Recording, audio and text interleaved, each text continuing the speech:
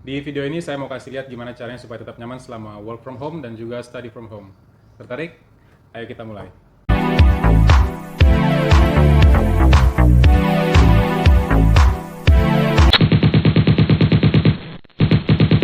Assalamualaikum warahmatullahi wabarakatuh. Nama saya Johan Andrian, saya trainer dan juga sports massage therapist. Di edisi kali ini kita mau bicara tentang work from home yang lagi rame, apa aja kendalanya dan gimana cara menyikapinya. Tapi sebelum kita lanjut, jangan lupa subscribe dulu. Terima kasih. Dengan makin banyaknya berita dari kasus corona ini membuat kegiatan belajar mengajar menjadi dialihkan ke online dan beberapa kantor harus membuat kebijakan work from home. Sebenarnya hal ini bagus ya kalau kita lihat dari sisi kesehatan dan keselamatan siswa dan pekerjanya. Tapi sayangnya nggak semua pekerjaan bisa dilakukan dari rumah ya. Jadi buat teman-teman yang masih bekerja seperti biasa, jangan lupa jaga kesehatan, jaga kebersihan, dan tetap semangat. Semoga urusan corona ini cepat selesai, jadi kita semua bisa kembali beraktivitas seperti biasa. Amin. Untuk yang bekerja dan belajar dari rumah, itu juga bukan tanpa kendala ya. Jadi karena rumah biasanya desainnya untuk santai, untuk istirahat, kemungkinan kalau ada space buat kerja itu tidak ergonomis. Nah, contohnya misalnya kerja atau belajarnya di kasur. Atau kalaupun ada meja, mejanya terlalu kecil atau terlalu rendah. Idealnya bekerja dengan komputer itu posisi layarnya sejajar dengan pandangan mata. Jadi posisi kepala dan juga leher sebagai penyangganya tidak bekerja terlalu berat. Jadi misalnya kalau kita ngelihat lurus begini sama kita lihat nunduk, itu lebih enak yang lihat lurus kan? Kalau lihat nunduk itu kan cepet capek, ya nggak?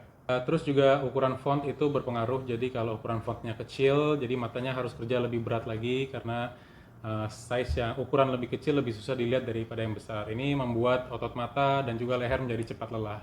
Selanjutnya perlu diperhatikan juga ini tempat duduk. Tempat duduknya enak, cukup untuk menyangga apa enggak. Yang paling tinggi resikonya adalah para pengguna laptop. Sebagai contoh, misalnya kalau kita bawa laptop jalan, laptopnya dimasukin tas, terus kita tenteng di satu bahu, itu akan membuat bahunya jadi miring sebelah. Dan pada saat penggunaannya juga membuat badan cenderung menjadi bungkuk. Oke, so don't put your laptop on your lap. Mungkin ada yang bertanya, kira-kira resiko apa yang bisa didapatkan dari penggunaan komputer dan laptop? Oke, jawaban saya tidak menyebutkan semua akibat dari penggunaan komputer dan laptop, tapi hanya pada kasus-kasus yang pernah saya temui. Contoh, pusing dan migrain. Jadi saya pernah ketemu ada orang pusing dan migrain itu sampai 20 tahun, tapi setelah layar diperbaiki dan lehernya di treatment, itu semua clear. Selanjutnya ada juga carpal tunnel. Jadi kalau kita pakai komputer atau laptop, ini posisi tangannya selalu menekan ke meja. Nah, makin lama ini akan terjadi iritasi karena ini kekompres terus, ketekan terus. Nah, ini membuat aliran darahnya menjadi kurang lancar. Jadi kalau carpal tunnel itu biasanya seperti lemah, kadang-kadang ada sensasi seperti kesetrum. Nah, itu carpal tunnel. Nah, kalau ada yang tertarik dengan carpal tunnel, tulis saja di kolom komentar, mungkin kita bisa jadiin sebagai edisi berikutnya. Dan selanjutnya selain itu ada juga Dowager's Hump. Jadi kayak di sini kayak ada kayak punuk gitu ya. Pernah lihat? Pernah kan? Nah, selanjutnya masalah di bahu. Di bahu ini banyak, bisa rotator cuff-nya bermasalah, bisa juga ada yang namanya mouse shoulder syndrome atau trackpad syndrome. Jadi dia ada rasa kayak berat, pegel, panas di bahu. Kadang-kadang bisa ada juga sensasi sampai ke tangan. Ini adalah gambar dari cervical spine atau tulang leher. Perhatikan lengkungannya yang masuk ke dalam. Ini adalah tampilan resting position yang baik. Udah lihat ya? Jadi kira-kira kayak gini. Tampilan resting position.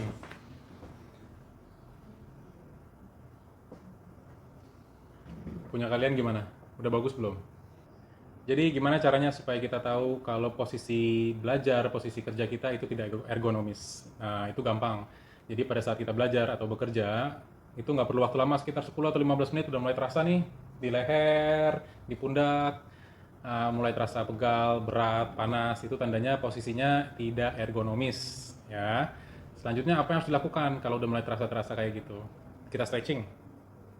Jangan, karena posisi kerja kita yang menggunakan komputer atau laptop itu cenderung memperpanjang otot leher belakang dan juga bahu.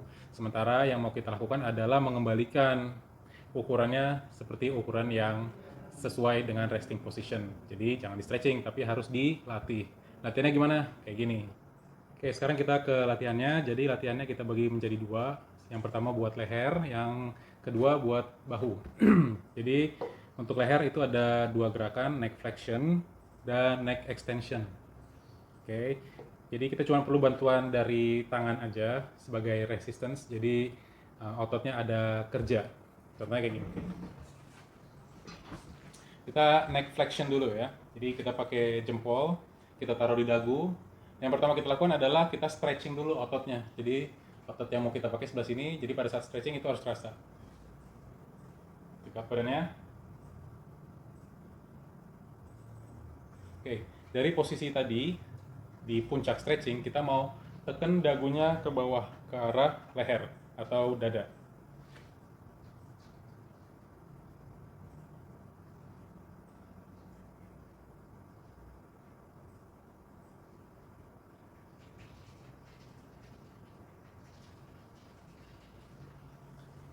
Oke, itu yang pertama. Yang kedua, neck extension. Sama, tapi kita pakainya bukan jempol, kita pakai jari-jari ini. Taruhnya di belakang kepala sebagai resistance juga. Contohnya kayak gini. Sama, tegakin juga badannya. Pertama kita stretch dulu, tarik ototnya yang sebelah sini.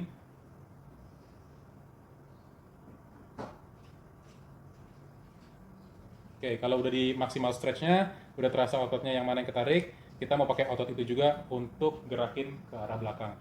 Seolah-olah kita mau lihat ke langit-langit. Kayak gini.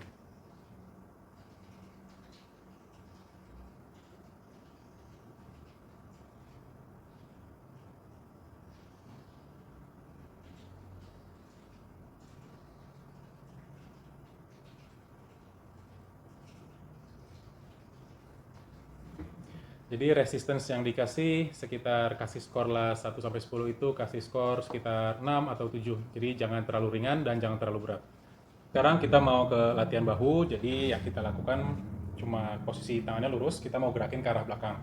Tapi pada saat kita bergerak, pastikan pandangan mata dan tangan itu sejajar. Jadi matanya ngikutin, kepalanya ngikutin gitu ya. Dan juga sebelum bergerak, pastikan ototnya dikencengin dulu dari pergelangan tangan sampai ke bahu. Ini juga sama. Badannya tegak, tangannya dikencengin, pandangan matanya sejajar sama tangan. Sekarang kita gerak.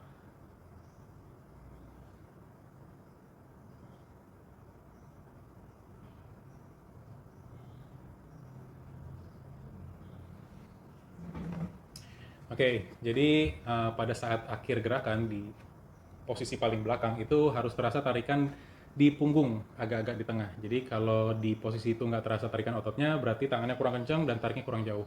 Jadi silahkan ditambah. Oke, yang kedua, posisi tangannya di samping, sikunya 90 derajat. Kita mau putar aja ke belakang, sejauh mungkin. Oke, saya.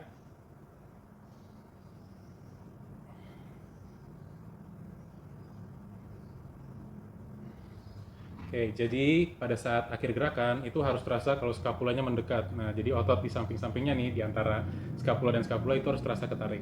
Nah, sekarang kita ke stretching. Jadi stretchingnya kita cuma mau putar kepalanya, tapi pastikan putarannya yang paling luas, gitu ya. Jadi duduk dulu yang tegak.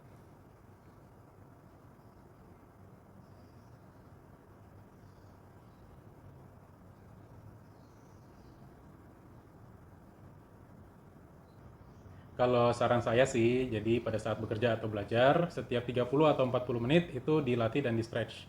Atau bisa juga pada saat udah mulai terasa panas, pegel, berat, nah langsung dilatih aja, itu efeknya bisa seketika.